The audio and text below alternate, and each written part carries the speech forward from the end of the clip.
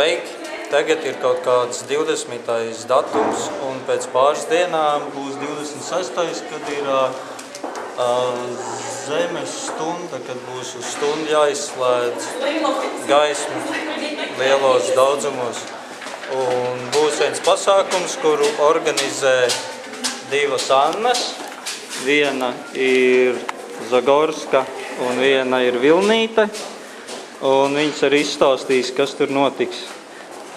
Kad tas notiek? 28. datumā vakarā, sestdien. Sestdien, kurā vietā? Zirgu pastāv, Dzirnava 46. Un kas tur uzstāsies?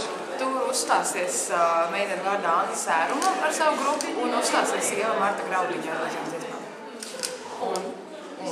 Tad būs divas dzejnieces, būs Alisa Zariņa un Santa Skuliņa.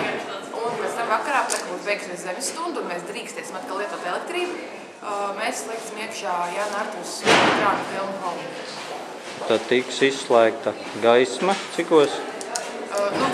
Uz 9. Nē, lai gan sākam vakar jau bez gaismas, sākam ar svecēm uzreiz. Tad jums nebūs tā gaismas izslēgšana tā? Nē, mēs sāksim, to oficiāli no zemes stundu, kas sāks tajos uz 9. Mēs sāksim ar klusumu brīdi Japānai, tāpēc, ka tā darīs visā pasaulē. Tā zemes stunda sāksies tieši ar pāris minūtēm klusuma. Tā, ka tajā brīdī mēs pateiksim, ka tagad oficiāli sākas, bet tad mēs sāksim koncertu, mēs jau no paša sākuma neslēgsim mikrofonus un tādas lietas. Tā aura būs tāda, kad ir apmēram sveču gaismā ir koncerts, dzējas vakars, un tad cikos ieslēdz gaismu atkal? 9:30 beidzas zemes stunda. Gaismu neslēdzam iekšā projektoru, rādu filmu. Bet galvenā ideja, lai tev nebūtu jāsēž mājās vienam un it kā ar domu izslēgt to gaismu un datoru, bet netīkās. Tad visi sanāks kopā zirgu pastā un tad slēgsim ārā kopā. Omulīgi pasēdēsim.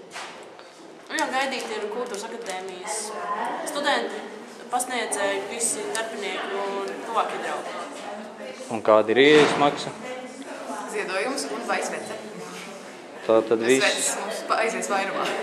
Tad viss ejam 26. martā uz zirgu pastu, skatīsimies filmas, dziedāsim dziesmas un dedzināsim sveces.